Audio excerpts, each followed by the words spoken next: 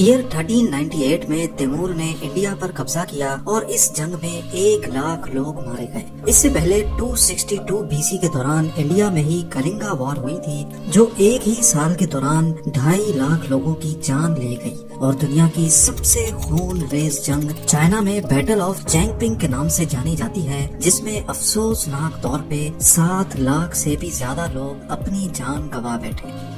इंसानों की हिस्ट्री में झांका जाए तो पिछले 5000 सालों में करीब 10,624 अलग अलग बैटल्स लड़ी जा चुकी हैं। इनमें से ज्यादातर बैटल्स या जंगों का सिर्फ एक ही मकसद रहा है, और वो है ज्यादा से ज्यादा जमीन पर कब्जा करना।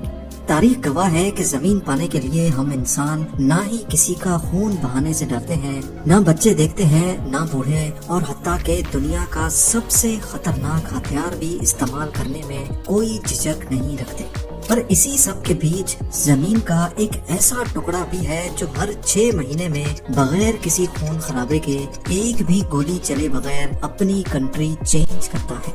ये कोई दूर दराज वीरान बयाबान जमीन का टुकड़ा नहीं, बल्कि यूरोप में आबादी से भरे इलाके के बीच में मौजूद है। हम बात कर रहे हैं फ्रांस और स्पेन के बॉर्डर पे मौजूद इस आइलैंड की, जिसको फीजेंट आइलैंड कहा जाता है।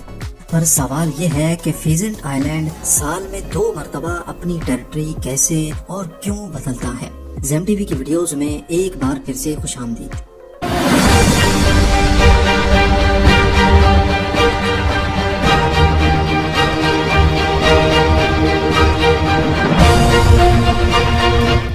Here you could be standing in France one day, the next day you'll be standing in Spain. नाज़रीन, फ्रांस और स्पेन को बिडासुआ रिवर ने डिवाइड किया हुआ है। वैसे तो रिवर का ज्यादातर हिस्सा स्पेन की टेरिटरी में आता है, लेकिन अटलांटिक ओशन में गिरने से 15 किलोमीटर पहले ये रिवर इन दोनों कंट्रीज के दरमियान इंटरनेशनल बॉर्डर का किरदार अदा करती है। इसी रिवर के बीच में स्पेन के शहर इरुन और फ्रेंच सिटी ऑन्टाई के करीब ये छोटा सा फीजेंट आइलैंड मौजूद है। इस आइलैंड की खास बात यह है कि अगर आप यहाँ 31 जुलाई को खड़े होंगे तो आप स्पेन की टेरिटरी में खड़े कहलाए जाएंगे, लेकिन रात को 12 बजते ही वहीं खड़े खड़े आप फ्रांस की टेरिटरी में चले जाएंगे। यानी जिस दिन मैं ये वीडियो बना रहा हूँ, इस वक्त ये आइलैंड स्पेन के कंट्रोल में है, लेकिन जब तक ये वीडियो आप तक पहुँचेगी तब इसका कंट्रोल फ्रांस के पास होगा। 6,800 स्क्वायर मीटर बड़ा ये आइलैंड 1 फरवरी से लेकर 31 जुलाई तक स्पेन के पास होता है, और फिर 1 अगस्त से लेकर 31 जनवरी तक ये फ्रांस के कंट्रोल में रहता है। टेरिटरीज का ये एक्सचेंज फ्रांस और स्पेनिश नेवी के दरमियान फीजेंट आइलैंड पे ही होता है, जब दोनों मुल्कों की अथॉरिटीज यहाँ आती हैं और एक सेरेमनी के बाद जिसकी बारी होती है वो अपना झंडा लहराता है। फीजेंट आइलैंड की ये एक्सचेंज सेरेमनी पिछले 170 सालों से ऐसे ही चलती आ रही है। आपको यहाँ बताते चले कि जब एक ही जमीन को एक ही वक्त में 2 या 2 से ज्यादा कंट्रीज चलाती हैं, उसको कॉन्डोमिनियम कहा जाता है। लेकिन फीजेंट आइलैंड दुनिया में वाहिद ऐसा कॉन्डोमिनियम है जिसको एक ही वक्त में सिर्फ एक ही कंट्री चलाती है, और इसी वजह से फीजेंट आइलैंड सिर्फ कॉन्डोमिनियम ही नहीं बल्कि दुनिया का अकेला टेम्पोरल कॉन्डोमिनियम है। बॉर्डर्स का ये एक्सचेंज होता तो बिना किसी खून खराबे के है, लेकिन ऐसा होता क्यों है, ये दास्तान इतिहास के जिन कागजों पर लिखी है उनको भी खून ने रंगा हुआ है। 1600s में यूरोप एक बहुत बड़ी जंग से गुजर रहा था। ये जंग करीब 30 साल तक चली थी, जिसको दी 30 ईयर वॉर के नाम से भी याद किया जाता है।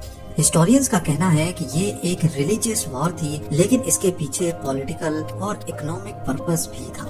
ईयर 1618 में शुरू होने वाली ये जंग 1648 में एक पीस ट्रीटी पर आकर खत्म हुई। रोमन एम्पायर एक बार फिर से सुकून का सांस ले पा रही थी, लेकिन पीस ट्रीटी के बावजूद भी फ्रांस और स्पेन का एक दूसरे के लिए गुस्सा खत्म नहीं हुआ। आए बजाय इन दोनों की आपस में झड़पें चलती ही रहती थी। फिर 11 सालों के बाद 1659 में इन दोनों ने भी आपस में एक अलग पीस ट्रीटी साइन कर ही ली, जिसको पेरेनीज ट्रीटी या फिर पीस ऑफ द पेरेनीज भी कहा जाता है। मैप पे देखा जाए तो पेरेनीज एक बहुत बड़ी माउंटेन रेंज है जो स्पेन और फ्रांस को 2 हिस्सों में डिवाइड करती है। इसी माउंटेन रेंज के नाम पे इस पीस ट्रीटी का नाम रखा गया था। پیرینیز پیس ایگریمنٹ فرینچ اور اسپینش کنگڈمز کے درمیان 3 مہینے اور 24 کانفرنسز کے نتیجے میں ہوا تھا۔ یہ کانفرنسز کہیں اور نہیں بلکہ بڈاسوا ریور پہ موجود اسی فیزنٹ آئی لینڈ پہ ہی ہوئی تھی۔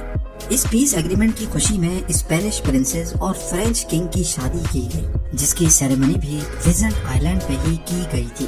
حالانکہ فیزنٹ آئی لینڈ پر نہ ابھی کوئی برج ہے اور نہ ہی پہلے کوئی پرماننٹ برج تھا، لیکن اس رائل ویڈنگ کے لیے بورڈز کے اوپر ٹیمپرری برج بنایا گیا تھا جو کچھ اس طرح دکھتا ہے۔ اس دن کے بعد سے دونوں کنگڈمز میں جو بھی رائل ویڈنگ ہوتی تھی اس کو فیزنٹ آئی لینڈ پہ ہی کروایا جانے لگا۔ دونوں کنگڈمز کے لیے یہ آئی لینڈ ایک پیس کا، امن کا، شانتی کا سمبل بن چکا تھا۔ پر اس پیرینیز پیس ایگریمنٹ میں فیزنٹ آئی لینڈ کی کسٹڈی کے بارے میں کوئی چیز طے نہیں ہوئی تھی۔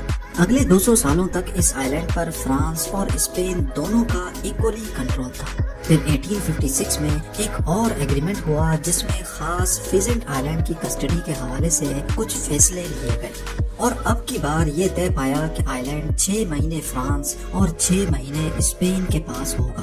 تب سے لے کر اس آئی لینڈ کی ادلا بدلی کا سلسلہ چلتا ہی آ رہا ہے۔ یہ شاید ہی دنیا کا واحد حصہ ہے جو پچھلے 170 سالوں میں 340 مرتبہ اپنی سوورنٹی چینج کر چکا ہے۔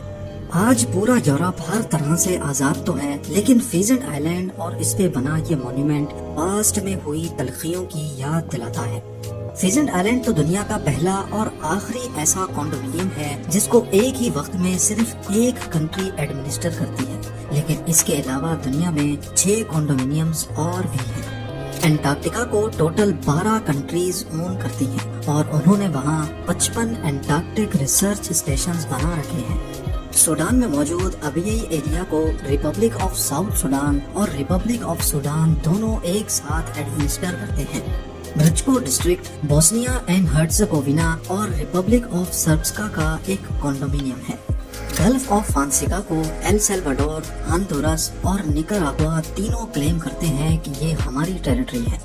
کولمبیا اور جمائکا کریبین سی کے اس حصے کو آپس میں شیئر کرتے ہیں۔ کیا ہے کہ جن کنٹریز پر سمندر لگتا ہے ان کے پاس سمندر کا 200 نوٹیکل مائلز کا ایریا ہوتا ہے، جس کو ایکسکلوسیو اکنامک زون کہتے ہیں۔ کولمبیا اور جمائکا کیونکہ آپس میں قریب ہے، اسی وجہ سے ان کا اکنامک زون آپس میں اوور لیپ کر رہا تھا۔ تبھی انہوں نے فیصلہ کیا کہ بیچ کے پورے کریبین سی پر دونوں کا حق ہوگا۔ لیک کانسٹنس پر آسٹریا، جرمنی اور سوئٹزرلینڈ تینوں کا راج ہے۔ اور آخر میں موزل ریور، اس میں موجود بریجز اور 15 کے قریب چھوٹے آئی لینڈز کو فرانس، جرمنی اور لکسمبرگ نے مل کر کانڈومینیم ڈکلیئر کیا ہوا ہے۔ آپ لوگ بھرپور لائک اور شیئر کریں گے۔ آپ لوگوں کے پیار بھرے کمنٹس کا بے حد شکریہ۔ ملتے ہیں اگلی شاندار ویڈیو میں۔